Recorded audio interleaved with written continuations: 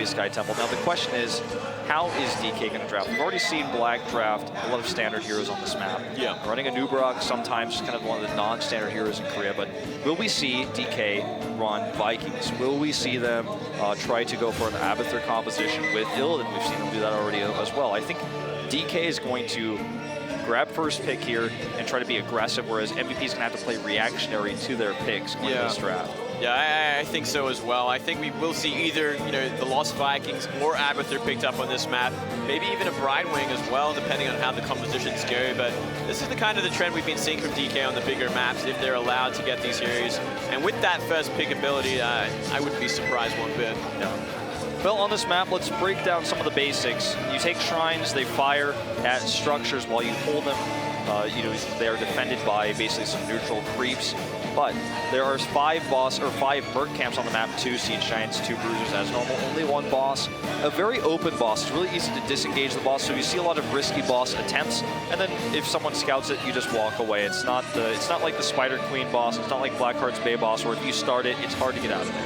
Yeah, absolutely. So we have a look at the stats of this map, and actually both sides having losing records on this map from the tournament. So 1 and 3 for DK, 1 and 2 for MVP, funnily enough. All right, let's jump into these drafts.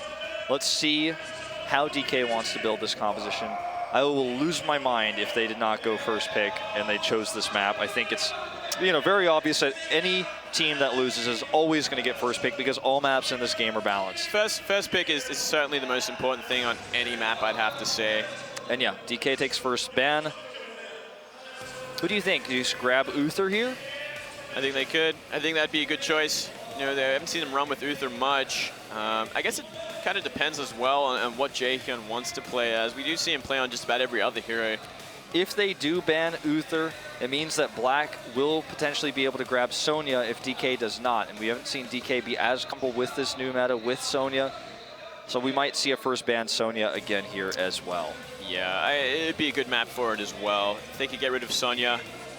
I don't know, I guess it's up in the air. Who do they want to deal with less? Is it going to be Uther or is it going to be Sonya? It's going to be the Sonya. All right, they just don't want that hero in this series whatsoever. We could see an Uther ban here, or we could see an Abathur ban from Black. I think both choices are equally as decent. It is going to be the Abathur ban. All right. Which does give DK the potential to grab Uther right here, right now. And they're going to take it with both arms wide open and deny that pick from Black. Black may be forced into that Kharazim after all. So usually seems to be their second choice. Yeah, they are fairly comfortable with him. Let's see if they go ahead and take Jaina and Johanna, the Jays, the Blondies. JJs. Are they going for it?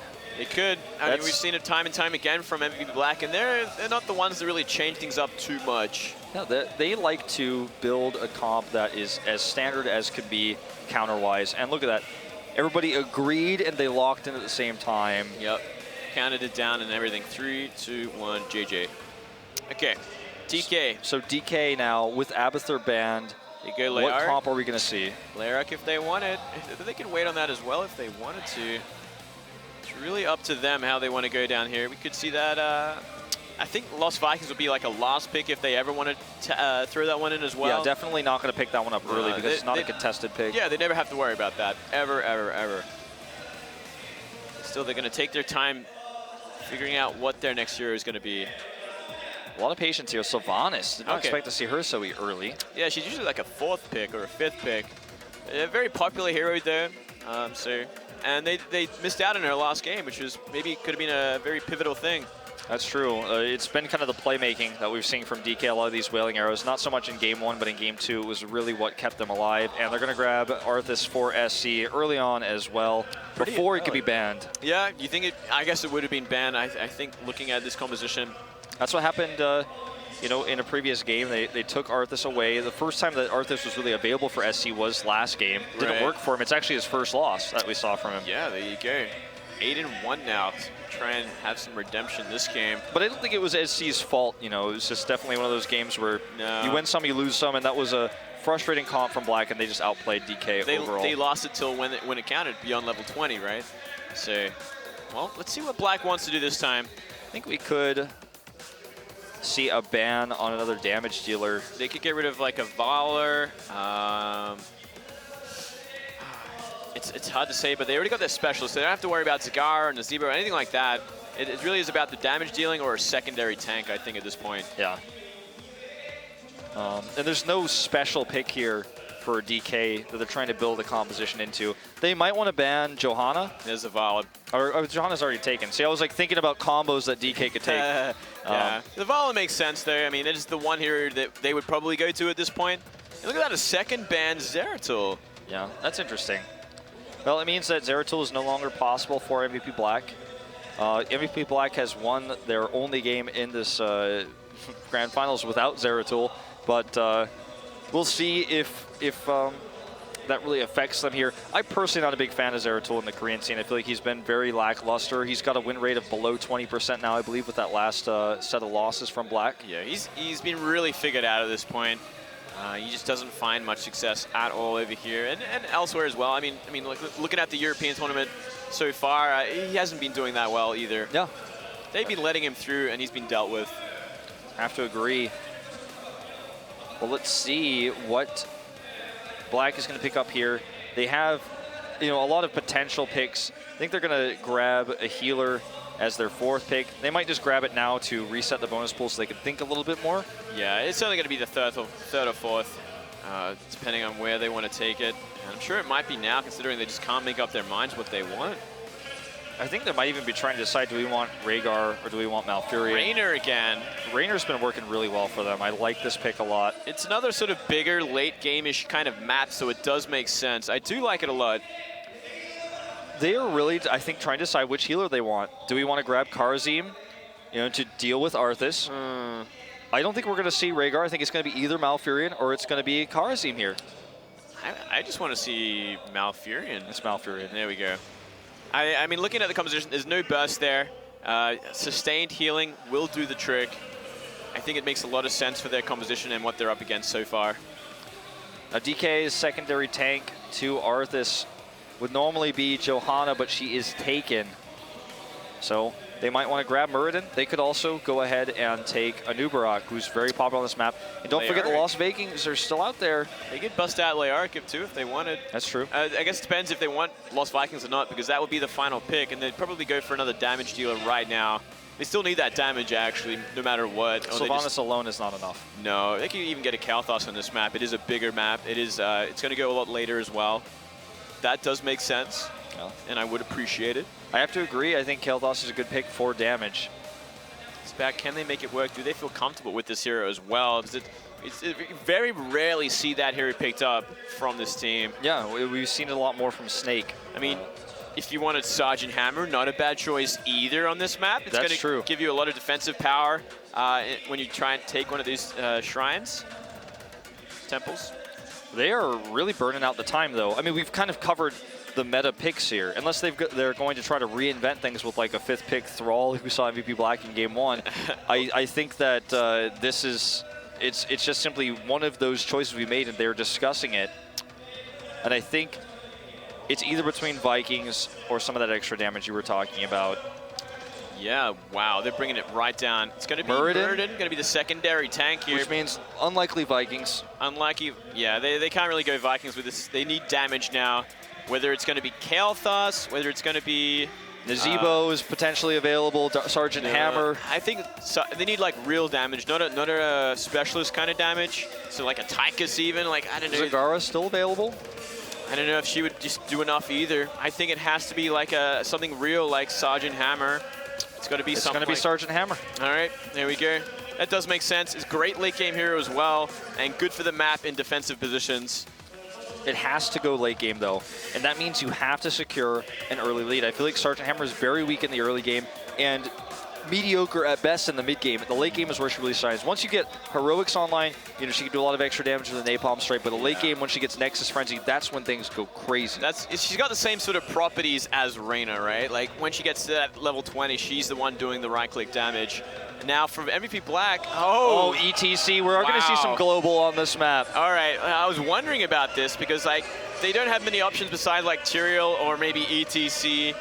They really ran out at the end there. Let's see how that one works out. And do you think they're going to go stage dive or mosh pit? I think they're going to go stage dive because that's what we've normally seen on this map from Korean teams. Now, this was back to the days of the beta and the early days of release, where we're seeing the Africa tournament, some of the HTL tournaments in Korea. ETC was being used for this reason.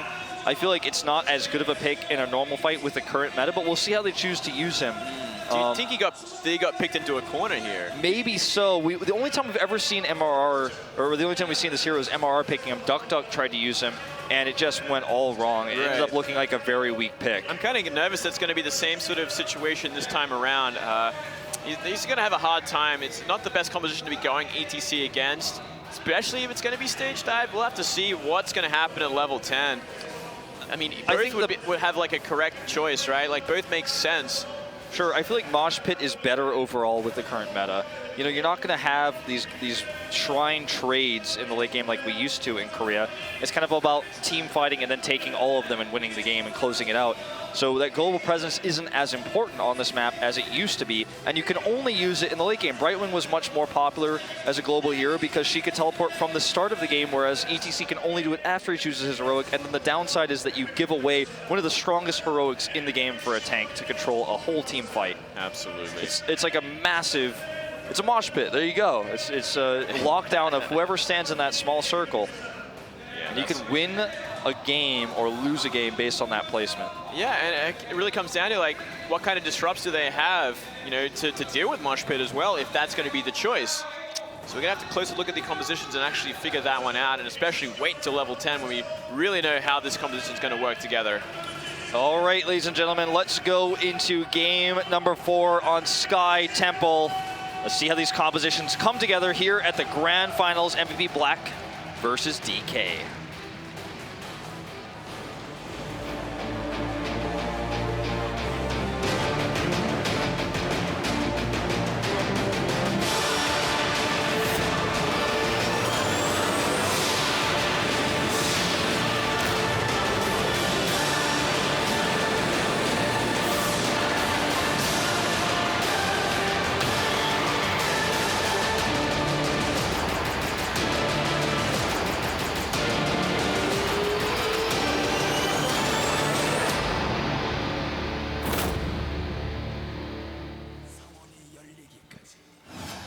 Game number 4 here at the Grand Finals, DK versus Black. DK on blue, Black in red. Let's jump into Sky Temple for game number 4. Let's see how these lane rotations go. I think we'd see probably Sergeant Hammer in a tri-lane, pushing one of these lanes, looking to get that experience lead, trying to damage down those turrets early to give you that chunk of experience. And as for MVP, I wonder if MVP are planning to be a little bit more rotative with theirs, considering they do have that Jainer and Raynor. And look at that, Sylvanas plus Siege Tank means dead turrets. That's true, you can actually push that down so quickly. We are going to see this cannon tower take a ton of damage and possibly even just go down here. I think it will. Well, they're going to be careful of the rotation coming up as well. Granted, it's too slow, I'd say, though. Moving and Sniper do have escapes. Oh, so close. Looks like they're not going to get it straight away. Just barely not. Well, they will get it eventually. And they have this lane pushed, so they actually have the freedom to do something else now at this point in time. Bot lane is actually being dominated by SC as well. Is ETC not able to find it down there so far? You can just see on the minimap how the domination is going. Yeah, ETC going to have a rough time. And it looks like even Noblesse is going to be picking on Sign early on here. So early game looking good for DK to start things off, but let's see what happens when these temples come online. It's really going to be the test here. It's really going to give the experience lead to whoever's going to get ahead here. Yep, looks like it's going to be just a slight lead here for DK, hitting level 3 just a little bit faster, and that might actually occur right before the first engagement, the first auto attacks, you know. Every auto attack gets scaled to level 3 for the entire team, so that tiny sliver of EXP will matter, but it looks like it's going to be exactly the same as they start taking these, and they're going to trade them. We're going to be trading these, and not too much of a surprise, to be fair. I mean, it's going to be hard for either side to really get ahead unless they win some really wonky early team fight. You see SC is going to take control of the Watchtower, which is a big win. Merryday taking a lot of damage. They might actually be able to contest this top shrine. Oh, there's the stun. Big damage going down. I don't know if they can really take him down, though. Kyocha does have that trade. Oh, but look at this. SC comes up the body block. A perfect rotation here. It's going to cost them some of the mid shrine, but I think this is worth it because now they can take this shrine, which is worth more because they took the mid shrine earlier. The top shrine that they take here has more rounds available, so it's actually basically like they've got a shrine in a fourth. Absolutely. And so this is a big, big win. Yeah, and a kill as well. They got a kill, and they're half a level up. So it's going to mean a lot coming into these future levels if they can maintain that experience lead, as we see with just about nearly every other game. DK with such a strong early game. That's right. You see talents being taken here. Laws of Hope from Johanna. First time we will see that this tournament, but then again, it's the first time we actually see Sign taking Johanna. Actually, no, it's the second. I take it back. Yeah. But not doing the Condemn build. Not the strongest map for Condemn. I guess not. I guess it does make sense. A little bit more survivability, a little bit extra healing for Johanna. Always going to be a good thing. When you have those solo shrines, which are going to come up here in just a minute, the first of those. Oh, hold that thought. Lockdown coming right into the fray here, and it's going to get massively stunned and damaged, and we'll have to escape. Power sliding away, but he's going to be pretty hurt for a little while longer. He might even have to Hearthstone back. No. But you know, going into these big fights on these single shrines, I feel like that's where Laws of Hope is really going to shine, because you can heal up a little bit better, you can stay in the fight a little bit longer, and there's not that many minions around in the shrine, so it's better to have that, I'd say, than to have the faster regen. Oh man, Lockdown taking so much damage again. He needs to just Hearthstone back. He needs to heal up. You know, the longer he takes to heal up, the worse it's going to be when that bottom shrine activates. That's right. That's the full word there. Oh. Well, so many things happening at once. Sometimes we just got to take shortcuts. Move it. He's going to fake it. Fake it till you make it. We do see a big, big push here at the top lane by Sign alone. And Arthas will push that back, and they're going to take Bruisers. A good time for Bruisers here, actually, and they are going to have their level 7 talents first, just for a second. Yeah, generally you will see try and activate those mercenaries right when that bottom shrine activates, sorry. That's all right. I'm just like so used to saying it now, I was like, fine. You've made a new shorthand. So the lanes get pushed, which will open you up and give you that advantage when dealing with that bottom temple shrine. All right, let's see what happens here. Noblesse coming in up to the front lines. Lockdown is on him, but there's no follow-up damage. Taki wants to drop down that damage. He's actually getting way up there. If he was targeted by Noblesse, that could have been a disaster, but Lockdown always with that threaten. That's right, and he's been found out they're going to be pushed back. It looks like DK going to be the ones to at least initiate this temple here. I am really worried about Sake. With his positioning, he's always up so far at the front. If anybody stuns him, he is dead. Him as well as Lockdown. Lockdown just been taking so much damage time and time again. I mean, Lockdown has some heal, you know, and he is very tanky. He's meant to take the hits, but not before the fight begins, right? Yeah, sure. He's definitely taking a lot of damage, way too much. Okay, SC's going to come in. This is what SC does best. He's coming in from behind. He wants a Howling Blast, but Noblesse may go down first. Ooh, nice. Knocks away that Condemn. Howling Blast misses. So much of this shrine has already been taken by MVP Black, though. Yeah, still, I don't know, they're going to have to give up this. They're up a level right now, but they're just not finding the team fight or the positioning here. They want those final shots. It looks like SC is in the middle of the fray here. Kyocha doing so much damage from behind. Well, they're going to try again here. Lockdown in deep here, but Noblesse, sorry, getting very low. Noblesse has to bounce out with that Dwarf Toss. Oh, they found Raynor there. And they found Raynor, and they may find Sign as well, and they can actually now collapse 5v3. Merryday will be the first target. Oh, Merryday going to go down here. Sake could be the next, but he's looking for Jaehyun right now while everyone else is chasing down Lockdown up top. Yep. He's going to go down. With self-heal there on Jaehyun, he stays alive, and now they chase. Team wipe, and they're going to look for the boss while this still happens. They have Heroics, which means Napalm Strike can jump down on the boss here. And that's basically going to be the only talent they're going to use for the level 10s on the boss. But being level 10 means they can force this even with the respawn. And they can actually just rotate back now and take their own Siege Giants. Wow. The sky is the limit here on Sky Temple. Sky is the limit. They're up 2 levels. They have the boss. They have such a lead at this point. DK once again showing so much dominance in the early game. It's about if they can hold on again. And with the current composition and the composition that's going to scale well into the late game, I think they're in a great place. And there, Lockdown is trying to delay here. Nothing going to be found. The boss will take down this cannon tower. The boss isn't that strong at 7 minutes, but it's still pushing this lane, forcing these team members to be out of position, which means that DK could probably even go for potentially a bruiser invade. Looks like they're just going to rotate up and push the top lane and try to get this fort instead. I guess they could just take the fort instead. They're up 2 levels. They have Sergeant Hammer shelling away at that fort. We're going to see the rotation up from MVP Black. Can they find a decent team fight? 2 levels down is another question. Looks like Jaina is going to take Ring of Frost this time.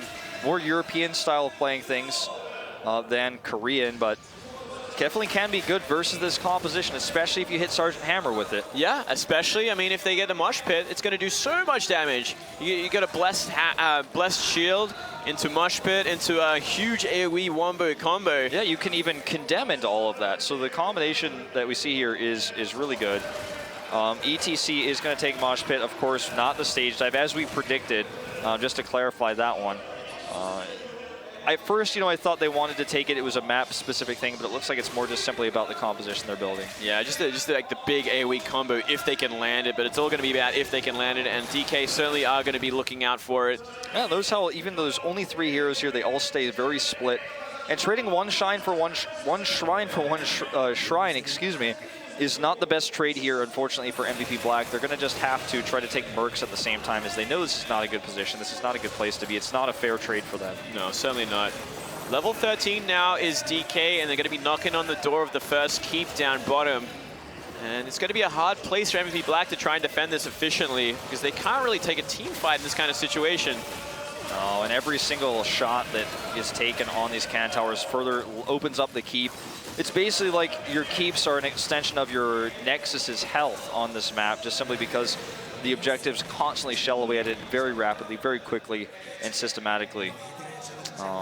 If you're standing on it, you're going to do damage to structures, and it's constant. It's not about a turn-in, it's not about controlling a point, it's about just simply being there at the right moment. Having enough buildings to protect your core from that damage that does come from the objective is really the bottom line. And well, let's see what MVP Black can do. They pushed the lanes out, they defended where they could, and they're kind of on the move. They're looking for that team fight, surprisingly, despite being down a talent tier. Looks like they're going to try to take this mid keep, or rather fort, which is a smart choice. Noblesse is coming in, gets a stun on Kyoja, but it's not going to be enough. In fact, MVP getting a really good trade here overall, I would say. Yeah, I mean, I guess they really wanted that Merc camp. Now they can look for the push, though, as the top lane's going to be pushed from that Bruiser camp. And Lockdown already very low. Oh, good zoning here again. SC coming from behind. Look at that Wailing Arrow. Goodbye, Tauren Chieftain. Oh, but a big follow-up with that Circle of Frost. Not finding too much there, and another one goes down. Johanna this time. Both tanks are gone. They cannot fight anymore. That Wailing Arrow was incredible because it meant that there was definitely not going to be any mosh pit. And now Raynor is going to go down for free. See you later, Kyoja. This is getting out of hand. The boss is going to respawn fairly soon, but looks like they're going to push the keep instead. And by the time they push this keep, the boss will be up, and they might be able to contest that. They'll have 16 if they get this keep. And they're certainly going to be getting this keep. There is no way they can defend against this. The amount of damage on DK in DK's composition is outstanding. So we're going to see Lockdown at least threaten and try and delay, but he's going to be careful. Maybe if he can find a mosh pit, that's what it's going to really come down to. No, not if he gets Howling Blasted like that, he won't though. And notice how they split away safely. 22 seconds until those shrines are active. All right, they're going to rotate out here. Maybe just heal up. Maybe hit the wells. MVP's checking the boss. 38 seconds. Yeah, they really need to keep an eye on that, because that could disappear in a second, especially when it's going to be 16-13 in a moment's time. And it'll definitely get the keep of the next one. All right, SC trying to look for, again, the flanks. Notice that SC never just barrels in. He always looks for a different angle. Yep, and once again, Lockdown going to be the target here. And, oh man, Howling Blast as well. Oh man, So Lockdown might as well just try to go for a mosh pit here to escape. He's not going to survive. A Blessed Shield will stop the attack for a moment, but down he goes. No escape otherwise. No, that's level 16-14 now. They've lost their secondary tank, their AoE sort of stun. Their MVP Black are just getting completely controlled at this point. Yeah, and this means now the vulnerability talent for Sylvanas, Stone Skin for Arthas. Sergeant Hammer's got a few options, already has Giant Killer online. Benediction is up for Uther, which means potential double stuns, double heals. It's almost like a rewind, like a mini rewind. Yeah, it's just going to give you more healing, instant healing. And look at this, two shrines being controlled here, so they're going to do a lot of building damage. Even if they rotate off the shrines at this point, they've already gotten more than a shrine, so it'd be a fair trade. And they are going to rotate off, it looks like temporarily here, just going to slow down the push and even take a defensive camp while they're on 2 shrines. MVP Black, this is their moment to be aggressive, and they're being too timid. They're just slowly pushing with these giants while they have a 5v3 fight lined up, given to them like a present. Yep, well, now they have to run for their lives though, because both shrines have been depleted, and everyone's going to be crashing down bottom. Weak rotation, I have to say. You know, they had 4v3 and Lockdown was nearby. They did not take the opportunity. They lost 2 shrines for free, and all they got was a fort. Now, here we go again. Howling Blast going down as well as Wailing Arrow. Really looking for that kill on top of Malfurion. Merryday barely surviving that. If he had got Howling Blast, guaranteed death. Absolutely. It does mean the wasted, you know, Wailing Arrow there. It's not going to find much. Everyone's kind of healed up already. We still have not seen a single mosh pit attempt. I think this is a good moment to go for it. Oh no, Merryday's going to have to pop his heroic, and Lockdown's a good position to go for it. There he goes. Here we go. Oh, but it completely gets deflected. knocked out. Yeah, Sergeant Hammer just waiting for that. The first attempt gets shut down completely. Down he goes. Sign next target. And keep in mind that during all this, Muradin survived. He's in Avatar form, and he's actually already starting to heal up with his trait so much. See you later, Sign, and there he goes, jumping in to try to catch Kyocha, and he will be bursted down by all that vulnerability. And down goes the keep, and they may actually keep to core here. Do you think they will? I think they just might. They're so far ahead. They're so healthy, so much mana as well. They might as well just go for the kill. I think they are just going to go for it. At the very least, they will critically damage it. 20 seconds to go. Oh, guaranteed kill, I have to say at this point. Look at the split. Saki cannot do anything alone with this good of a split. They're just kiting around, and this is going to be the 3rd win here for DK, putting them on match point here at the Grand Finals. A huge upset is underway, and I'm starting to really worry for MVP Black. This was the most dominant game we've seen so far from DK, coming back strong from that first